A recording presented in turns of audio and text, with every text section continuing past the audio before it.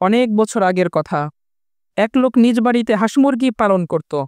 তবে সে প্রায়ই সকালে উঠে দেখত যে খামার থেকে কিছু হাঁস মুরগি চুরি হয়ে গেছে, কিন্তু সে কখনোই চোরকে ধরতে পারত না। এভাবে দিন দিন তার খামারের ক্ষতি হতে লাগলো, কিন্তু সে কিছুই করতে পারছিল না। একদিন সে এ বিষয়ে সাহায্যের জন্য হজরত ইমাম আবু হানিফা রহমাহুল্লাহর নিকট গেল এবং তার সমস্যার কথা খুলে বলল।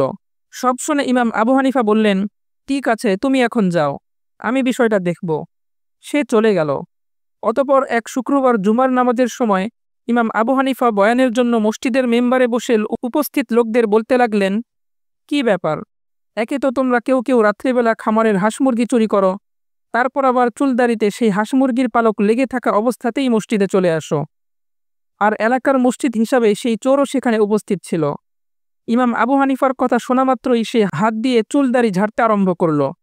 আর ইমাম আবু হানিফাও সেটা দেখে বুঝে ফেললেন যে এই আসল চোর, এবং সঙ্গে সঙ্গে তাকে পাকড়াও করার আদেশ দিলেন। এইভাবে তিনি সবার মধ্য থেকে চোর শনাক্ত করলেন।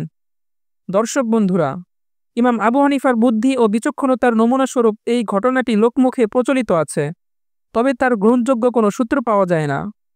এ সম্পর্কে আপনার কোনো মতামত থাকলে অবশ্যই কমেন্ট বক্সে জানিয়ে দিন।